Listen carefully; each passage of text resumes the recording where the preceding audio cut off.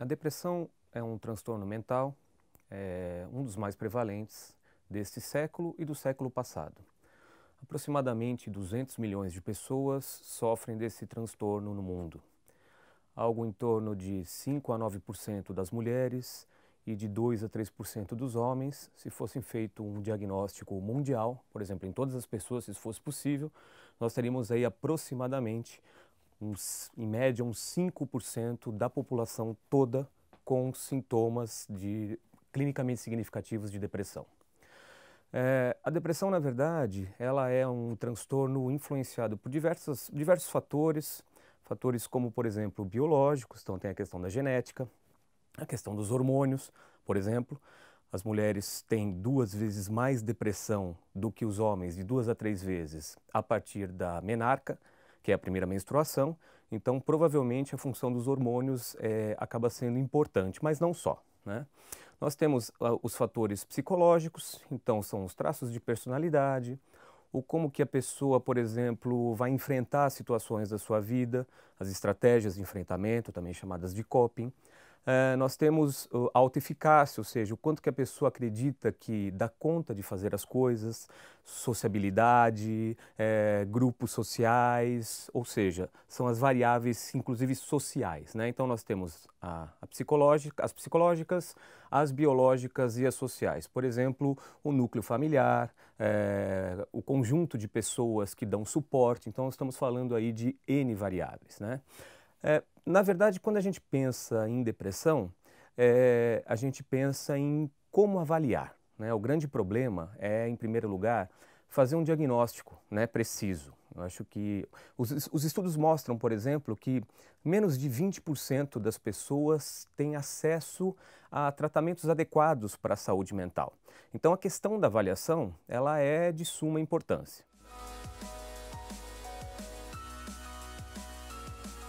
Quando a gente pensa em avaliação, nós temos diversos métodos. Então, por exemplo, existem as entrevistas estruturadas, que são um pouco mais demoradas, exigem um pouco de treinamento. Nós temos as entrevistas semi-estruturadas e abertas, as anamneses, testes projetivos e as escalas, né, de rastreamento.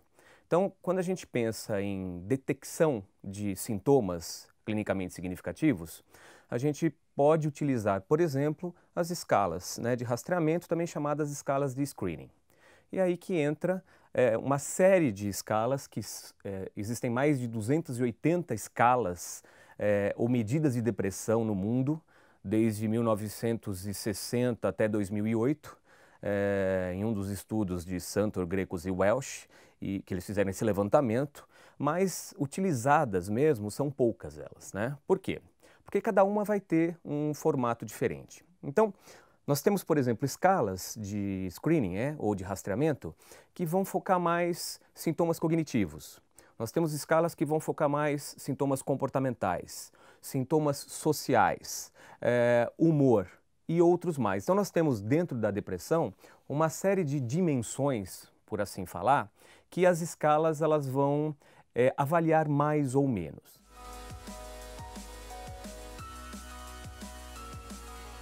Então vamos falar um pouquinho sobre uma delas, que é a EBADEP, Escala Baptista de Depressão, versão adulto. Por que versão adulto? Porque a intenção é que seja uma família, né, de escalas. Então, inicialmente, a versão adulto está publicada e depois vamos ter também versões infanto-juvenil, versões para idosos, versão hospitalar, né, e versão para pais. Então, na verdade, a EBADEP ela foi criada, ela foi concebida, eu comecei a pensar um pouco sobre a escala em 2003, 2004, e de lá para cá foram aí pelo menos uns 8 anos de trabalho, né? Com amostras grandes, amostras clínicas e utilizando outros instrumentos para evidências de validade. A EBADEP foi concebida pensando-se em basicamente algumas questões teóricas e clínicas. Eu fui clínico por 12 anos até começar a trabalhar diretamente com pesquisa e atendia especificamente pessoas com depressão e ideação suicida, que inclusive é um dos sintomas importantes quando se avalia depressão. Então, a EBADEP foi concebida levando-se em consideração o DSM, né, o Manual Diagnóstico Psiquiátrico, a CID, né, Classificação Internacional de Doenças, teoria cognitiva de Beck, Rush e Emery, e a teoria comportamental especificamente direcionada à depressão do Fester. Então, quando se concebeu a IBADEP, se pensou em pegar as principais teorias e os manuais psiquiátricos e, a partir daí, descrever ou construir os itens, né? Então, ela abrange muito mais do que simplesmente se tem em um manual psiquiátrico, né? Ela vai também abranger sintomatologias relacionadas a algumas das duas principais teorias que tratam com eficácia a depressão.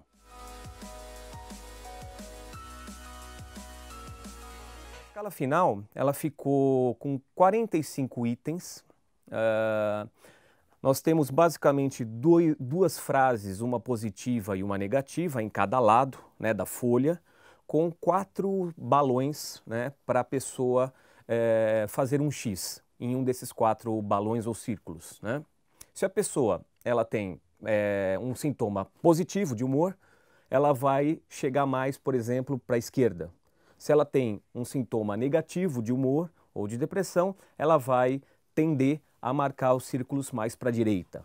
Então nós temos 45 itens distribuídos então em avaliação de humor, avaliação de questões sociais do indivíduo, ideação, obviamente, ideação suicida, que é um ponto importante, e sintomas somáticos, vegetativos, mas importante dizer que os sintomas somáticos e vegetativos, eles são em número menor do que a maioria das escalas.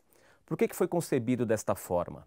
Porque ela pode ser utilizada, inclusive, em ambientes médicos ou em ambulatório, por exemplo, né? Porque você não teria sobreposição de sintomas, de vários sintomas somáticos e vegetativos, principalmente porque as pessoas, quando estão doentes, elas acabam tendo grande parte desses sintomas somáticos e não necessariamente têm depressão. Então, é uma escala que tem esse diferencial, inclusive, né? Ela vai avaliar muito mais sintomas sociais, cognitivos e de humor. E é claro que existem os sintomas somáticos e vegetativos, mas em menor número, né? Em menor proporção.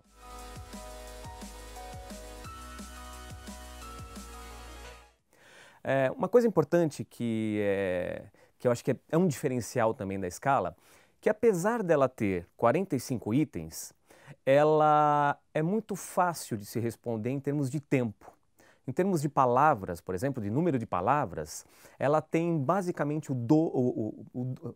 algumas escalas, por exemplo, do mercado, tem basicamente o dobro de palavras que a IBADEP tem. Então, a IBADEP tem aproximadamente metade do número de palavras de alguns dos mais conhecidos instrumentos de avaliação de depressão, né? E por que ela tem 45 itens? Ou seja, por que um número maior de itens?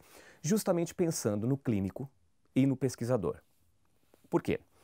Com um número maior de itens, né, o clínico especificamente, ele vai poder detectar uma série de sintomas, né, que são típicos e sintomas também atípicos, né? Como, por exemplo, nós temos a avaliação, por exemplo, da ideação suicida. Nós temos a avaliação de uma ideação mais passiva e de uma ideação mais ativa.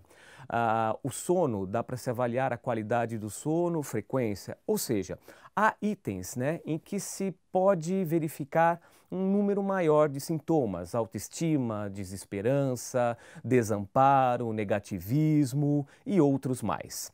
Então, o número de itens, ele foi pensado justamente no clínico e no pesquisador também, porque o pesquisador, ele também, ao avaliar, ele também vai ter um número maior de informações a respeito do cliente, né?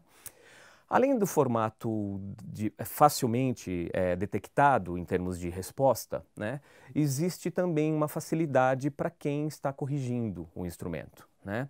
Então, o instrumento foi pensado em termos de resposta em 4 faixas, né? A primeira faixa de pontuação, que tem uma variação, a escala varia de 0 a 135 pontos, né? O score máximo é 135. E, na verdade, nós temos uma primeira faixa que é a faixa sem sintomatologia, né? Então, essa primeira faixa, a pessoa geralmente aponta poucos itens ou nenhum item, ou itens com frequência baixa, e aí ela em termos de rastreio, ela é detectada como sem sintomatologia. Uma segunda faixa é a sintomatologia leve, né? Ou seja, já existe uma sintomatologia importante de depressão que precisa ser verificada, averiguada, por exemplo, aí com uma entrevista ou com um diagnóstico diferencial. A terceira faixa é a sintomatologia moderada, em que aí já realmente há sintomatologia clínica significativa. Essa pessoa precisa ser realmente mais avaliada de uma forma mais pormenorizada. E a última faixa é a faixa de sintomatologia severa, em que aí realmente, apesar da escala ser de rastreamento, né, ela vai poder focar ou dizer mais ou menos, olha, essa pessoa tem uma grande probabilidade ou essa pessoa tem pouca probabilidade de ter uma sintomatologia clinicamente significativa, ou seja, uma depressão, pelo menos um episódio depressivo maior, porque a questão do cabeçalho, a avaliação é por mais ou menos 2 semanas, que fecha com o critério do episódio depressivo maior dos manuais psiquiátricos. Então, essas 4 faixas, facilmente quem está corrigindo faz uma somatória e vai até as faixas para ver onde está alocado aquele indivíduo que está sendo avaliado, né? Uma outra questão importante da IBADEP é que ela possui não somente itens negativos, como a maioria dos instrumentos de depressão, que só avaliam itens negativos. Por ela ter geralmente em cada item, né, 2 frases, ela vai estar avaliando inclusive a questão positiva. Por exemplo, o humor, quando a pessoa também está alegre, quando a pessoa tem bom sono, quando a pessoa não tem ideação suicida e assim por diante. Então, é uma escala que vai trabalhar com itens positivos e também itens negativos, que vem ao encontro, por exemplo, de novas teorias aí, positivistas, né, e positivas, obviamente, né, em se falar que hoje em dia as escalas elas precisam mesclar não só sintomas ruins, mas sintomatologia considerada como boa também, né? Quer dizer, a sintomatologia não diríamos uma sintomatologia, mas comportamentos saudáveis também. Então, em todos os itens, em todos os 45 itens, nós vamos ter o positivo e o negativo, né? Então, isso é importante para o clínico, inclusive, porque ele pode estar pegando, é claro que os sintomas negativos, mas ele pode estar pegando, por exemplo, os comportamentos, os pensamentos, o comportamento social do indivíduo que é positivo, né, que é saudável. E também poder trabalhar isso em seu consultório, na clínica e assim por diante. Então, essas são algumas das características da IBADEP versão adulto.